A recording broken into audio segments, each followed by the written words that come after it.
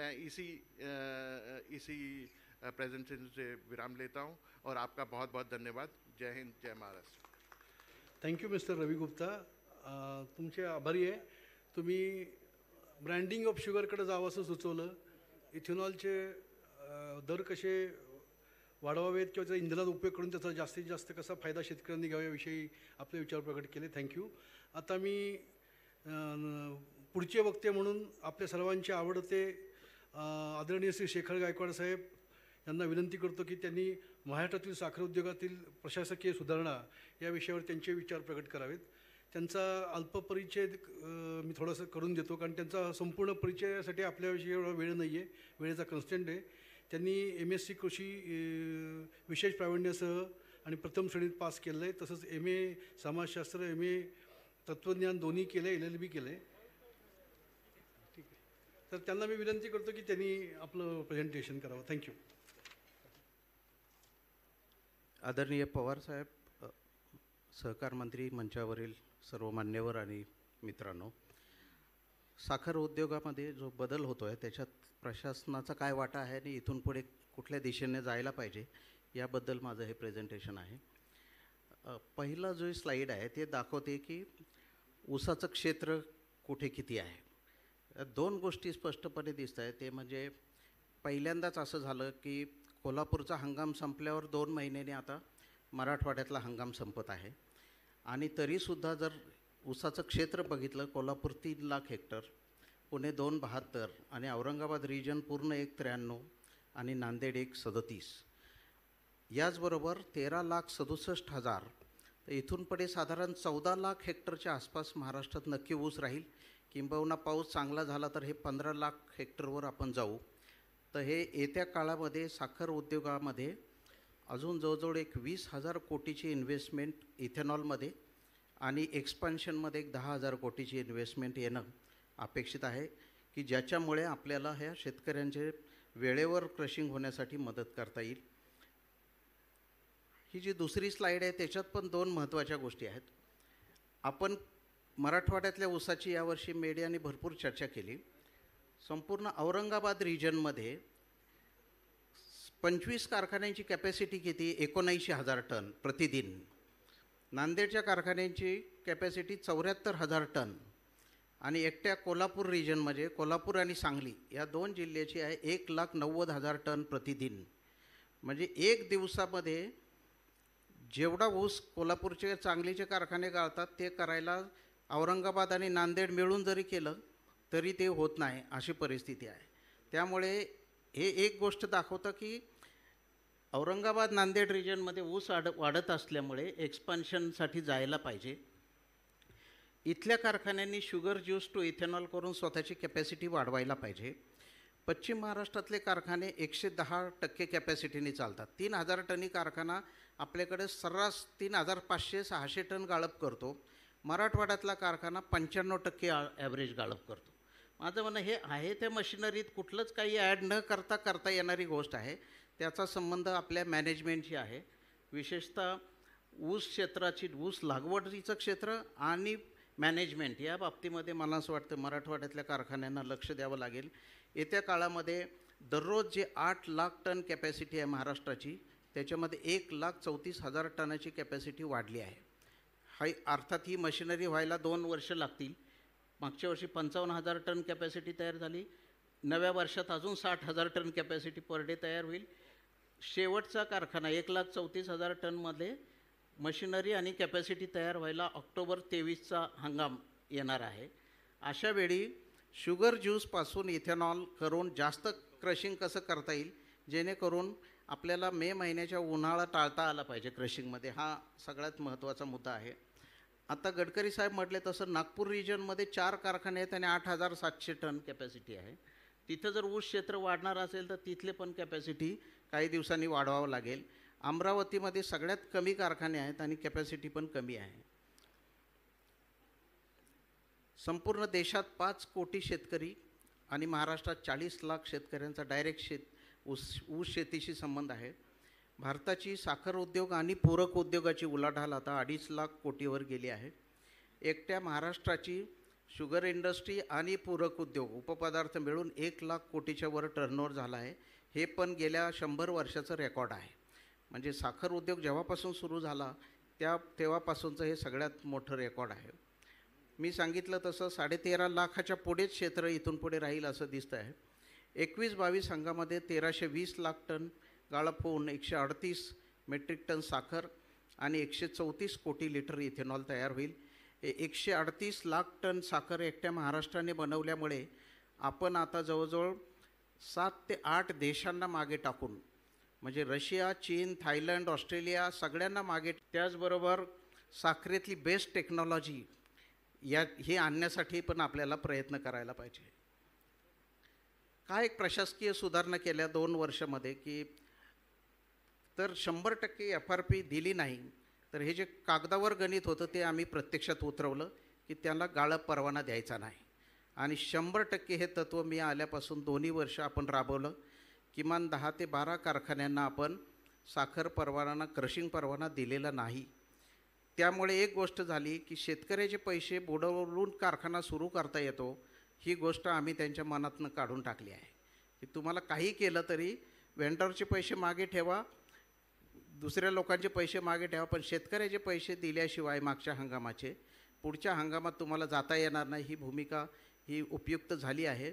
आजच्या तारखेला सर या हंगामातसुद्धा 95% FRP देऊन झाली आहे. अशी गोष्ट संपूर्ण भारतामध्ये आजच्या तारखेला 800 कोटी पंजाबचे पेंडिंग आहे, 3,000 कोटीपेक्षा जास्त पेंडन्सी उत्तर प्रदेशची आहे. अशावेळी महाराष्ट्रातल्या सगळ्या कारखान्यांनी, म्हणजे आपण सगळ्यांनी मिळून 95% पैसे शेतकऱ्यांचे दिले आहेत. अशी गोष्ट खरंच पहिल्यांदा होत आहे की ज्यावेळी विक्रम उत्पादन पण आहे आणि शेतकऱ्याला पण पैसे जास्त जात आहेत. असं विन विन सिच्युएशन तयार करायचं आपलं धोरण आहे. याचे 2 फायदे निश्चित झाले आहेत. महाराष्ट्रातल्या किमान 20 कारखान्यांनी आम्ही फार विनंती केली की तुम्ही 15 दिवसांनी पेमेंट आहे ते 10 दिवसावर आणा. आणि त्याची सुरुवात मला आनंद आहे की दौंड शुगरने केली, बबनदादांच्या सगळ्या कारखान्यांनी आता, आणि विलासरावजींच्या पण सगळ्या ग्रुपने आता 10व्या दिवशी पेमेंट आणलं. कारण शेवटी चांगले कारखान्यांकडे बघूनच बाकीचे कारखाने वाटचाल करणार आहे. तर ही जे चांगली गोष्ट केली त्याची पण चर्चा व्हायला पाहिजे.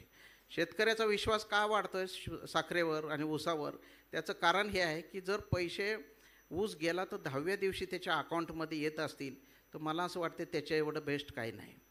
दुसरं महत्त्वाची गोष्ट आहे FRP एकच सिंगल क्रायटेरिया आपण वापरला.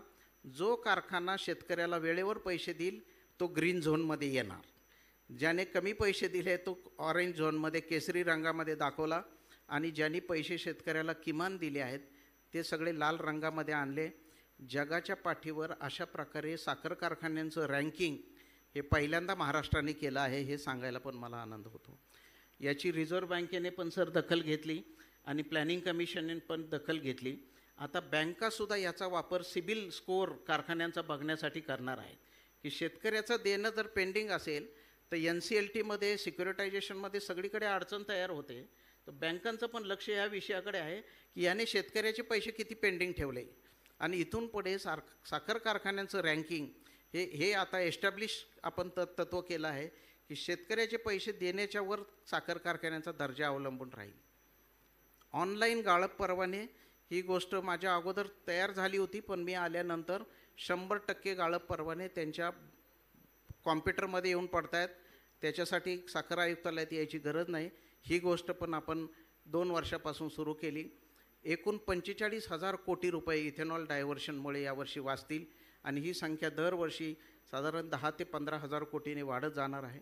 कामगारांचं कल्याण हा जो विषय होता त्याच्यासाठी यावर्षी महामंडळ निर्माण झालं.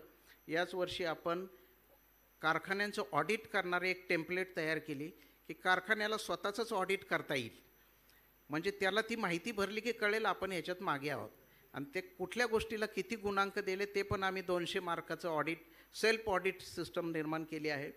कामगारांसाठी जे महामंडळ निर्माण केलं त्याला आपण 10 रुपये टनामागे साधारण 132 कोटी रुपये यावर्षी जमा होतील अशी अपेक्षा आहे. अनेक कारखाने जे 50 साली 60 साली आपण ज्यांना भाग भांडवल दिलं, खरं म्हणजे अशी अपेक्षा होती की त्यांनी 10 वर्षामध्ये सगळं भाग भांडवल परत द्यावं आणि नव्या येणाऱ्या कारखान्यांना हे पैसे देता येईल, पण अशी गोष्ट झाली नाही. आजच्या तारखेला 3,500 कोटी रुपये, जे कारखाने 60 साली, 70 साली, 80 साली स्थापन झाले आणि सरकारने भागभांडवल दिलं, केवळ त्या भागभांडवलाला व्याज नसल्यामुळे कारखाने परत देत नाही पैसे, असं लक्षात आलं. आपण यावर्षी 50 रुपये टॅगिंग आणि 25 रुपये टॅगिंग, ज्याची परिस्थिती चांगली नाही त्यांना केलं, त्यामुळे 34 कोटी रुपये यावर्षी वसूल झाले आहेत. त्याच साखर कारखान्यांनी की ज्यांची तयारी नव्हती त्यांनी 34 कोटी रुपये परत दिले आहे सरकारला. जे साखर कारखानदारीच्या गुणांच्या बद्दल चर्चा करतात त्यांना ह्या पण विषयाचा आढावा घ्यायला पाहिजे की जर मी एक कारखान्याचा एक्सपान्शन करणार आहे, 3,000 टनवर मी 5,000 टनावर जातो आहे, तर मला एक्सपान्शनला पैसे आहेत पण सरकारचं भागभांडवल परत द्यायला पैसे नाही, ही गोष्ट म्हणजे न पटणारी आहे. आणि त्यामुळे माझी विनंती आहे सगळ्या कारखानदारांना की जे शेड्यूल दिलं होतं त्याप्रमाणे त्यांनी पैसे परत करायला पाहिजे. अन्य सुधारणामध्ये 1,37,000 टन प्रतिदिन गाळप क्षमता वाढते आहे आणि ही वाढ 2 वर्षात होणं अपेक्षित आहे. त्यामुळे महाराष्ट्राचं ऊस क्षेत्र जरी वाढलं तरी आपण त्याला सामोरे जाऊ शकू अशी क्षमता आपण निर्माण केली आहे. त्याचा सगळ्याचा परिणाम म्हणजे ती शेवटची ओळ आहे की अशी गोष्ट यावर्षी पहिल्यांदा साखर आयुक्तालयावर मोठा मोर्चा आला नाही. ज्यांचे 2 छोटे मोर्चे आले त्यांचा ऊस नव्हता हे सांगायलाही मला आनंद होता. म्हणजे एक गोष्ट स्पष्ट आहे की जे कारखानदारांना एवढे वर्ष ऐकावं लागत होतं ती व्यवस्था पण आम्ही बंद केली आहे की जर वेळेवर पेमेंट केलं तर मला असं वाटत नाही काही प्रॉब्लेम येऊ शकतो आणि कारखानदारी स्मूथली चालू शकते, हे पण त्याचं फलित आहे. महाराष्ट्राची आता ब्राझीलच्या दिशेने वाटचाल चालू आहे. याचा प्रॅक्टिकल अर्थ असा आहे की ब्राझील आत्ता ठरवतं आहे, या महिन्यात ठरवतं आहे की फ्युएल कॉस्ट जास्त असल्यामुळे साखर कमी होणार. तर हे साखर तयार करायची का इथेनॉल तयार करायचं हा निर्णय 15-15 दिवसांनी आढावा घेण्याची क्षमता ब्राझीलच्या कारखान्यात आहे. पुढच्या 2 वर्षामध्ये ही क्षमता महाराष्ट्राच्या कारखान्यात येणार हे नक्की आहे. म्हणजे तुम्हाला पण ठरवता येईल की आंतरराष्ट्रीय बाजार काय आहे, दिशा काय आहे. मग तुम्हाला MSP फारसा नाही वाढला तरी तुमच्या हातामध्ये हे सूत्र आपोआप येतील, अशा प्रकारचे व्यवस्था आपण आता जवळजवळ निर्माण केली आहे. दर 21 दिवसांनी साखर कारखान्यांना पेमेंट होत असल्यामुळे यावर्षी मी तुम्हाला सांगतो पहिल्या दिवसापासून 200 पैकी 100 कारखान्यांनी 100% FRP पहिल्या 15 दिवसापासून द्यायला सुरुवात केली. हे पण एक चांगलं, मला असं वाटतं एक चांगला संदेश आहे की ज्याच्याबद्दल साखर कारखान्यांनी आपापल्या शेतकरी सभासदांपर्यंत सोशल मीडियातनं वगैरे जायला पाहिजे, कारण त्याच्याशिवाय हे कळणार नाही त्यांना. नव्याने उभारण्यात जात असलेले प्रकल्पांना केंद्र शासनाने 6% इंटरेस्ट सबवेन्शन दिलं. एकूण सबवेन्शन आहे 6,500 कोटी. त्याच्यामध्ये महाराष्ट्रातले आहेत 128 साखर कारखाने आणि 69 स्टँड अलोन डिस्टिलरी आणि हे सोडून जवळजवळ 30 ते 35 ग्रेन बेस मोलॅसेस बेस डिस्टिलरीला पण त्यांनी मान्यता दिली आहे. यावर्षी इथेनॉलची वार्षिक क्षमता आपली बनवण्याची 206 कोटी लिटर झाली आणि आपण बनवणार आहोत 134 कोटी लिटर. आत्ता गडकरी साहेब म्हटले त्याप्रमाणे ही कॅपॅसिटी 400 कोटी झाली तरी आपण 200 कोटी लिटर इथेनॉल बनवू, कारण अनेक लोक दर बघून RS विकतील किंवा साखर बनवतील. तर हे गृहीत धरावं लागेल की 100% इथेनॉल कॅपॅसिटी असताना इथेनॉल कदाचित तयार होणार नाही. हे पण डिस्काउंट करूनच आपल्याला प्लॅनिंग करायला पाहिजे. ऑइल मार्केटिंग कंपन्यांकडे गेले 3 वर्षामध्ये जर हिस्सा बघितला तर महाराष्ट्राचं ब्लेंडिंग 18-19मध्ये 4.92%, भारताचं नंतर 5% झालं, मग 8.1% झालं. महाराष्ट्र नेहमीच भारताच्या ब्लेंडिंग पर्सेंटेजमध्ये पुढे राहिला आहे. आज अखेर 10.15% ब्लेंडिंग जे टार्गेट 2023चं आहे ते महाराष्ट्राने आत्ताच गाठलं आहे. 10%च्या पुढे ब्लेंडिंग अपेक्षित आहे, ते आपण गाठलं आहे. यावर्षी 8,000 कोटी रुपये कारखान्यांना इथेनॉलमधून मिळतील. म्हणजे एक गणित असं स्पष्ट दिसतं आहे, जर 42,000 कोटीची FRP असेल तर 10,000 कोटी रुपये इथेनॉलमधून येतील. पुढच्या वर्षी 14,000 कोटी होतील. अजून 2 वर्षानंतर 50% पैसे इथेनॉलमधून येणार. या दिशेने आपला साखर कारखानदारीचा प्रवास सुरू आहे. हे त्याचंच प्रतीक आहे. उत्तर प्रदेशने किती साखर बनवली आणि महाराष्ट्राने किती, कर्नाटकने किती हे आहे. तर उत्तर प्रदेशच्या पुढे जाता येईल का अशी एक कमिटी राज्य शासनाने केली होती आम्ही आत्ताच त्याचा रिपोर्ट देत आहोत की आता उत्तर प्रदेशच्या पुढे जायची गरज नाही. उत्तर प्रदेशच्या 35 लाख टनाने आपण पुढे गेलो आहोत. त्यामुळे ही जेव्हा कमिटी उत्तर प्रदेशला स्थापन होईल तेव्हा आपण त्यांना मार्गदर्शन करू, असा त्याचा अर्थ आहे. FRP हे 1 लाख कोटीचं टर्नओव्हरचे फिगर, पण आपण एवढे दिवस टर्नओव्हरच्या भाषेत कारखानदारे बोलतच नव्हते. आपण फक्त FRPचं बोलतो आहे. माझं काय मत आहे, सगळ्या पातळीवर आपण म्हणतो की साखर उद्योग काय करतो, किती लोकांना रोजगार देतो, किती वीज निर्मिती करतो, त्यातनं किती टर्नओव्हर होतो.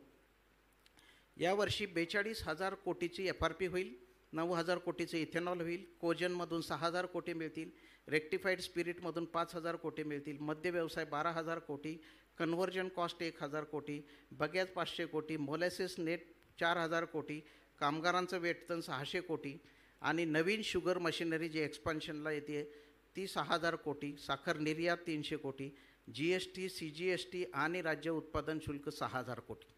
म्हणजे 1 लाख कोटीच्या पुढेच आपण चाललो आहोत. याच्यामध्ये 2 गोष्टी लक्षात ठेवण्यासारख्या आहे. सोलर प्रोजेक्टचं उत्पन्न आपल्याला अजून एक 20 कोटीपर्यंत नेता येऊ शकतं फार इझिली आहे. त्या जागांचा वापर करायचा आहे. नव्याने इन्व्हेस्टमेंटसुद्धा न घेता हे करता येऊ शकतं. पुढच्या स्लाईडमध्ये मी 2 गोष्टी फक्त सांगणार आहे. FRP प्रमाणे आजच्या तारखेला 95.28% पैसे शेतकऱ्यांचे देऊन झाले आहेत आणि थकीत FRP फक्त 4.72% एवढी शिल्लक राहिली आहे. पुढच्या महिन्याभरात हे सगळे पैसे देऊन होतील असं मला विश्वास आहे. सहवीज निर्मितीमध्ये जरी आपल्याला रेट खाली असले तरी 2254 मेगावॉट एवढी क्षमता आपली आहे आणि साधारणपणे 675 कोटी युनिट्स एवढे वीज निर्मिती होते. त्यातली 66% वीज निर्मिती आपण निर्यात वीज करतो आहे आणि त्यातनं आपल्याला काही रक्कम मिळते आहे. काय आव्हान आहे म्हणजे पुढची दिशा काय पाहिजे साखर उद्योगाची, त्याच्यामध्ये ऊसाचं उत्पादन हा पहिला मुद्दा आहे. जावासारखा देश किंवा हवाई बेटांमध्ये जिथे सतत पाऊस पडत राहतो, ऊस हे गवताचाच प्रकार असल्यामुळे जिथे पाऊस जास्त पडतो, सर आपल्याला कोकणामध्ये पहिल्यांदा आता 2,000 एकरवर लागवड झाली आहे, रत्नागिरी आणि सिंधुदुर्गमध्ये. मला आता साखर आयुक्तालयाला त्याची पण दखल घ्यावी लागत आहे की कधीच सिंधुदुर्ग रत्नागिरीची आपण चर्चा करत नव्हतो, परंतु आता तिथला पण ऊस शिल्लक राहिला का हे आता बघावं लागणार आहे. तर भरपूर पाऊस पडणाऱ्या कोकणामध्ये ऊसाचं क्षेत्र वाढत आहे. हेक्टरी टन उत्पादन जे आहे ते भारताचं ॲव्हरेज आहे 64 टन प्रति हेक्टर आणि स्कोप किती आहे म्हटलं तर संजीव मानेसारखा शेतकरी एका एकरात 160 टन काढतो आहे. तिथपर्यंत जायला आपल्याला स्कोप आहे असं म्हणायला काही हरकत नाही. मराठवाडा तर मला असं वाटतं आहे साखरेचं सगळ्या जगाचं आगार होऊ शकतं आहे, एवढी ताकद मराठवाड्यामध्ये आहे. कारण कोल्हापूर बघितलं आपण तर आता 1 गुंठा जमीन शिल्लक नाही जिथं ऊस वाढायला शक्यता आहे. तेच मराठवाड्यामध्ये असं दिसतं आहे एका शेतकऱ्याचं जर हार्वेस्टिंग सुरू झालं तर 35 एकर ऊस हार्वेस्ट करायला 2-2 महिने लागायला लागले आहेत. सो याचा अर्थ होल्डिंग जास्त आहे, काळी माती आहे, पाणी आलं तर हा प्रश्न सुटू शकतो असा परिस्थिती आहे. महाराष्ट्राची उत्पादकता आता 100 टनावर आली आहे, पण भारताची उत्पादकता अजूनही कमी आहे. तर प्रति हेक्टर 100 टन आणि त्याच्यावर उत्पादकता ठेवणे हे पहिलं आव्हान आहे. हे करत असताना साखर कारखाने जे पारितोषिकं देतात त्याची माझी विनंती आहे महाराष्ट्रातल्या सगळ्या कारखान्यांनी 100 टनपेक्षा जास्त उत्पादन काढणाऱ्या शेतकऱ्यांचे क्लब तयार करावेत, त्यांना जरा एनकरेज करावं, त्यांचा सत्कार करावा, थोडी बक्षिसं त्यांना दिली तर त्याचं बघून, कारण सीइंग इज बिलिव्हिंग असं म्हणतो आपण, दुसऱ्याचं बघतो तेव्हा शेतकरी ती गोष्ट फॉलो करतो. ही गोष्ट लक्षात घेतली, आज तुम्ही ठरवलं तर 3 वर्षांनी तुमच्याकडे 50 लोक 100 टनाच्या वर उत्पादन काढणारी येतील. जास्त उत्पादन खर्च आहे आपला, कारण ऊसाची उच्च किंमत आहे, अकार्यक्षम तंत्रज्ञान आहे, आउटडेटेड मशिनरी आहे. आपल्याकडे बॉयलर इफिशियन्सी, स्टीम इफिशियन्सी ह्याच्यावर रँकिंग करायला पाहिजे असं माझं स्पष्ट मत आहे. की हे ज्यांनी मॉडर्न प्लॅन्ट लावले त्यांना लक्षात येतं स्टीम इफिशियन्सी किती आहे. आणि माझं म्हणणं असं की आपण जे फायनान्शियल ॲनालिसिस करतो VSI मार्फत, त्याच्यामध्ये स्टीम ॲनालिसिस आणि ह्याचं प्रेझेंटेशन सगळ्या कारखान्यांपुढे दरवर्षी करायला पाहिजे की तुमचा इथे प्रॉब्लेम आहे, तुम्हाला इथे इफिशियन्सी गाठायला पाहिजे. उत्पादनातील चढ उतार जागतिक पातळीवर सुद्धा ऊस हे सायक्लिकल पीक मानलं जातं. 5 वर्षातले 2 वर्ष ऊस पीक खाली येतं, 2-3 वर्ष एकदम अचानक वाढतं. त्यामुळे हे चढ उतार कमी करून सतत महाराष्ट्राचा ग्राफ हा 14.5 लाख हेक्टरच्या आसपास कसा राहील असा जर सातत्याने प्रयत्न झाला तर तेच दुसऱ्या भाषेत सांगायचं तर ऊस विकास कार्यक्रमाकडे पवारसाहेबांनी त्यांच्या भाषणात सांगितलं, ऊस विकास कार्यक्रमाकडे पण तेवढंच लक्ष आपल्याला द्यावं लागेल. कारखान्यांची कमी उत्पादन क्षमता, ॲव्हरेज कारखानेच आपले 1,000 ते 2,500 टनांचे आहेत. ते सगळ्यांचे जर वाहतूक खर्च जर वाढत असेल, फ्युएल कॉस्ट वाढत असेल तर आता 1200 टनी कारखाने परवडत नाही असं म्हणतो आपण. अजून 2 वर्षानंतर 2,500 टनी कारखाना पण परवडणार नाही अशा स्टेजमध्ये आपण येणार आहे. त्याच्या आधी एक्सपान्शन करायची गरज आहे. सगळीकडे जर एरियल डिस्टन्स आपण कायम ठेवला आहे तर शेवटी कारखान्यांची संख्या वाढवून सगळे कारखाने मोडीत टाकणे हा एक पर्याय आहे. नसेल तर दुसरा पर्याय आहे ते चांगले कारखाने जगवले पाहिजेत आणि मोठे केले पाहिजे.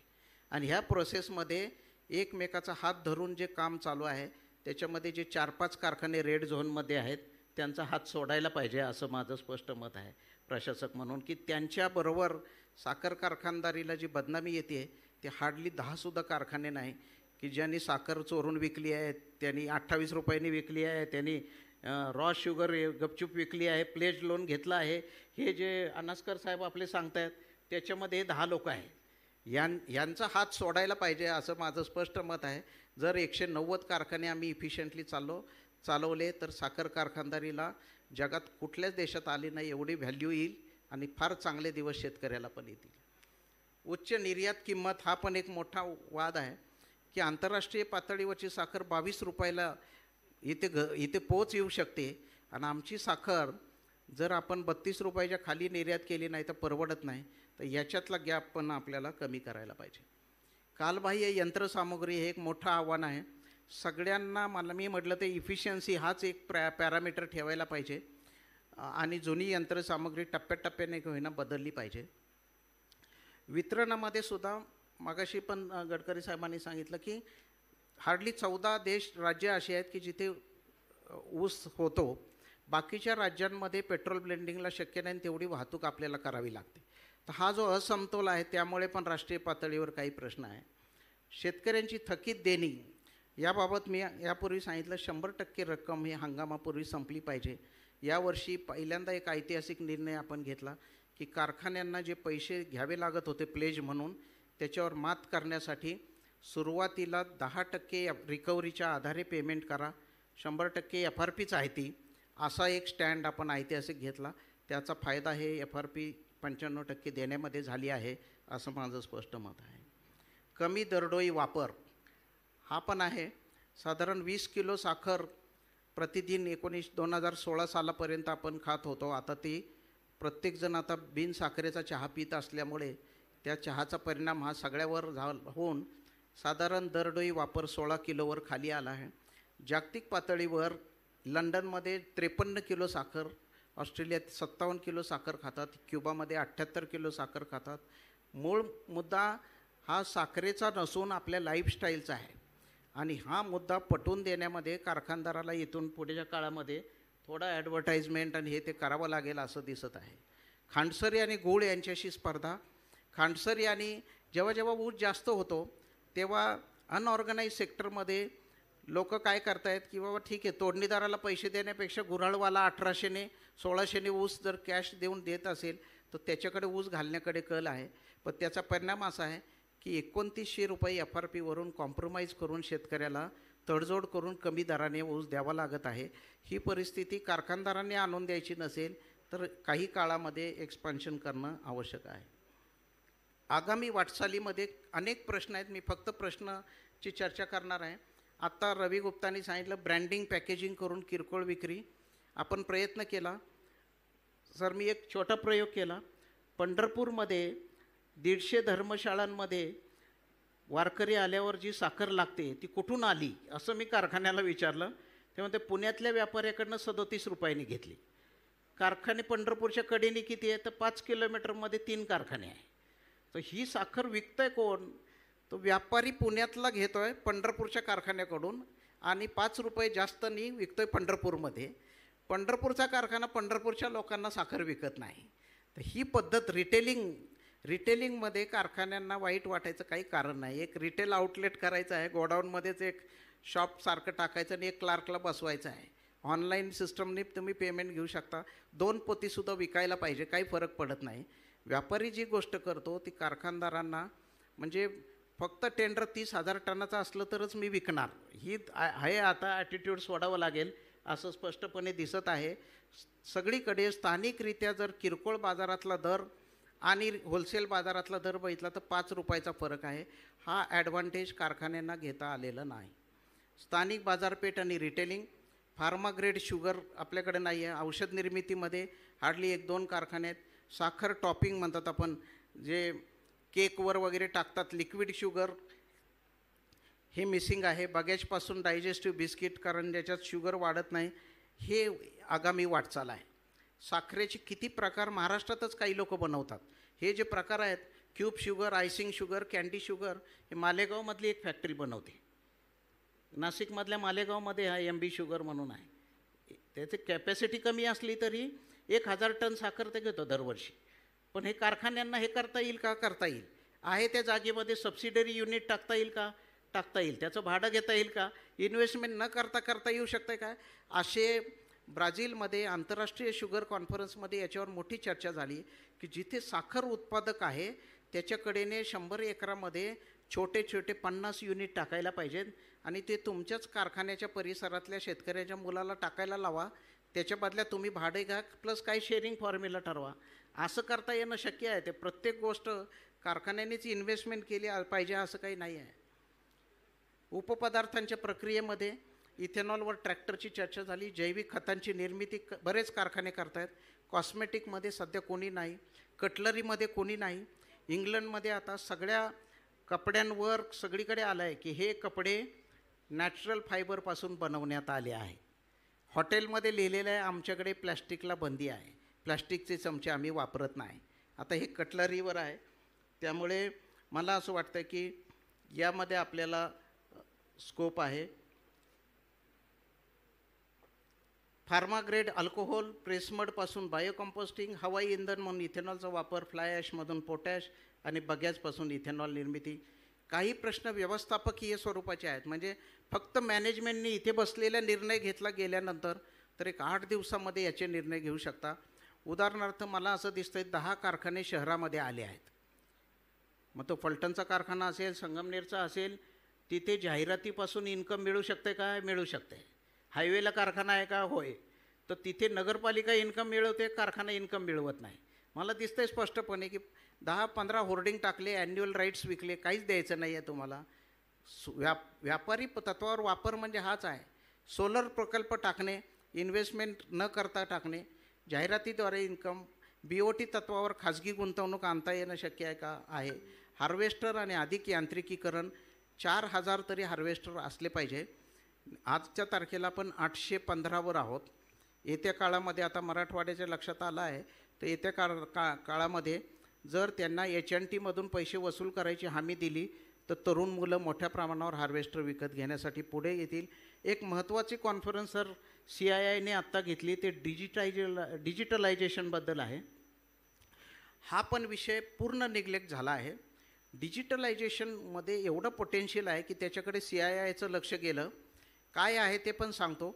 एक महिंद्राबरोबर आपण 3-4 कारखान्यात प्रयोग करत आहोत. क्लोरोफिल कंटेंट हे सॅटेलाईट इमेजवर देऊन कुठला ऊस कोणत्या तारखेला हार्वेस्टिंगला पात्र आहे, म्हणजे ते म्हणतात गट नंबर निहाय आता प्रिंटआउट देत आहेत की हा ऊस 14 फेब्रुवारीच्या आत गाळू नका, त्याची रिकव्हरी कमी येणार. अशा प्रकारचा प्रयोग गेले 3 वर्ष चालू आहे. 96% ॲक्युरसी आली आहे. आता मला असं वाटतं मराठवाड्यात पण 1-2 कारखान्यांमध्ये हा प्रयोग करतो आहोत. डिजिटलायझेशनमध्ये कॉम्प्युटरायझेशन सामील आहे, आर्टिफिशियल इंटेलिजन्स सामील आहे. त्याचबरोबर सगळं AI बेस्ड शेतकऱ्यांची नोंदणीसुद्धा आपण व्हिडिओद्वारे आणि फोटोद्वारे करता यायला पाहिजे. काही कारखाने करतात, सगळे कारखाने करत नाही आहेत. मला असं वाटतं की हे या सगळ्याच्यामुळे आपण पुढे जाऊ शकतो. आणि शेवटचं आहे वित्तीय व्यवस्थापन. वित्तीय व्यवस्थापनामध्ये सभासदांच्या सतत गुजरात मॉडेलची चर्चा होते. गुजरात मॉडेलमध्ये हार्डली 14 कारखाने 100 कोटीच्या ठेवी आहेत आपल्याकडे पण काही कारखाने ठेवी घेतात. माझं मत स्पष्ट होतं की बँकांचं 22 कोटी रुपये व्याज देण्यापेक्षा 11 कोटी रुपये तुम्ही शेतकऱ्याला जास्त द्या. शेतकऱ्याकडचा जो सरप्लस पैसा आहे तो ठेवीद्वारे घ्या. ही गोष्ट करायला पाहिजे. आम्ही श्रीराम शेट्टे साहेबांच्या कारखान्यावर सुरुवात केली त्याची. छोट्या स्वरूपात बोर्ड ऑफ डायरेक्टरने सुद्धा जास्त ठेवी ठेवायला पाहिजे, तर शेतकऱ्याचा विश्वास बसेल. दुर्दैवाने कारखानदारींवरचा, कारण डायव्हर्शन केलं आपण पैशांचं, ठेवलेले पैसे कुठं कधी शेअरला वर्ग करून टाकले तेच पत्ता नाही. त्यामुळे हे झालं आहे. 100 कोटीच्या जर ठेवी आल्या तर बँकेचं प्लेस तुमचं 40% खाली यायला पाहिजे, आणि हा विन विन फॉर्म्युला आहे. शेअर मार्केटद्वारे भांडवल उभारणीमध्ये महाराष्ट्रातला एकही कारखाना दिसत नाही. सगळे कर्नाटकचे कारखाने आहे. फक्त ऑनलाईन त्यांना जे मोठं कंप्लायन्स द्यावं लागतं ते देण्याची आमची तयारी नाही. आपल्याला कुणाचाच डेटा कुणाला शेअर न करण्यामध्ये जो काही कॉन्फिडन्स आहे तो, माझं म्हणणं एक, तो घालवायला पाहिजे. कारण सेबी आहे, सगळे लोक आहेत, ते तुम्हाला ट्रान्सपरंटली डेटा मागणार, टर्नओव्हर मागणार. हे सगळं शेअर केलं तर तुम्हाला 200 कोटी नाही 400 कोटी रुपये स्वतःहून शेअर होल्डर टाकतील.